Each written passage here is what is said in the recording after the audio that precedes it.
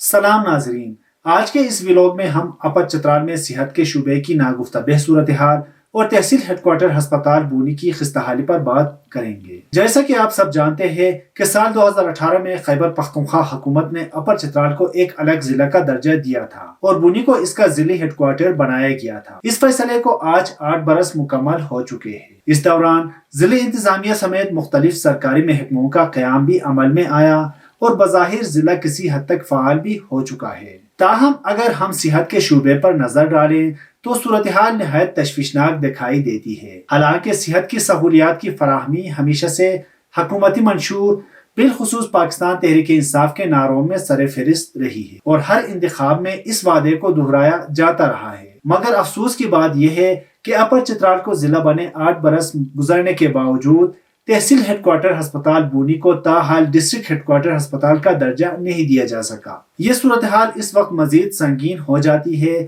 جب ہم زمینی حقائق کا جائزہ لیتے ہیں۔ تقریباً 8,500 مربع کلومیٹر پر پھیلے اس وسیع ضلع کی اس واحد بڑے سرکاری ہسپتال میں آج بھی وومن میڈیکل آفیسر WMO کی عدم موجودگی ایک بڑا سوالیہ نشان ہے۔ اس کی ایک حالیہ مثال یہ ہے کہ ایک خاتون کی میت کا پوسٹ مارٹم یہاں ممکن نہ ہو سکا اور اسے ڈسٹرکٹ ہیڈ کوارٹر ہسپتال لوئر چترال منتقل کرنا پڑا۔ یہ واقعہ نہ صرف انتظامی ناکامی کی عکاسی کرتا ہے بلکہ صوبائی حکومت اور منتخب نمائندوں کی کارکردگی پر بھی ایک واضح سوالیہ نشان ہے۔ ہسپتال ذرائع کا کہنا ہے کہ چونکہ ہسپتال کے پیرول پہ کوئی وومن میڈیکل آفیسر نہیں جو قانونی طور پر پوسٹ مارٹم کے لیے اتھرائز ہو، اس لیے خواتین کے post mortem authorize woman medical officer نہ ہونے کی وجہ سے نہیں کر پا رہے ہیں۔ اس کے علاوہ ہسپتال کے متعدد اہم شعبوں میں ڈاکٹروں کی اسامیاں خالی پڑی ہیں مگر ان پر تاحال تعیناتیاں عمل میں نہیں لائی جا سکی۔ ایک اور اہم مسئلہ ان نام نہاد فخر چترال ڈاکٹروں کا بھی ہے جو چترال کی مخصوص نشستوں پر خیبر میڈیکل کالج میں داخلہ تو حاصل کرتے ہیں مگر تعلیم مکمل کرنے کے بعد اپنے آبائی علاقوں میں خدمات سر انجام دینے کے بجائے شہری علاقوں میں قیام کو ترجیح دیتے ہیں، جو کہ ایک سنجیدہ اخلاقی اور سماجی سوال کو جنم دیتا ہے۔ اگر ہسپتال کی حالت زار پر بات کی جائے تو ہسپتال کی مجموعی حالت بھی انتہائی ابتر ہے۔ بنیادی سہولیات کا فقدان ہے،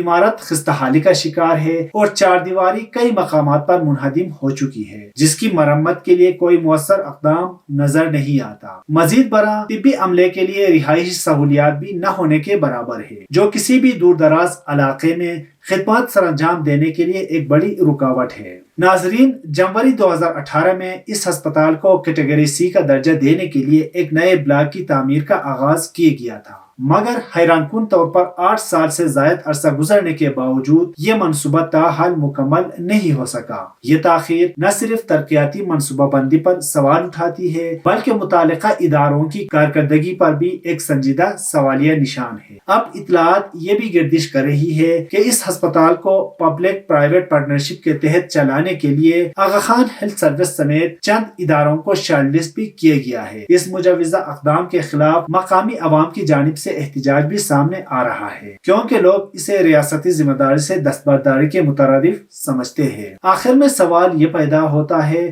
کہ صحت کے شعبے میں بہتری کے بلند و بانگ دعوے کرنے والی خیبر پختونخوا حکومت آخر 8 برسوں میں ایک ہسپتال کو اپ گریڈ کیوں نہ کر سکی اور کیوں آج بھی تحصیل ہیڈ کوارٹر ہسپتال بونی بنیادی سہولیات سے محروم ہے۔ ناظرین، یہ سوالات صرف اپر چترال کے عوام کے نہیں بلکہ ہمارے پورے نظام صحت کے لیے ایک چیلنج ہے۔ ضرورت اس امر کی ہے کہ فوری، مؤثر اور سنجیدہ اقدامات کیے جائے تاکہ عوام کو ان کی دہلیز پر طبی سہولیات فراہم کی جا سکے۔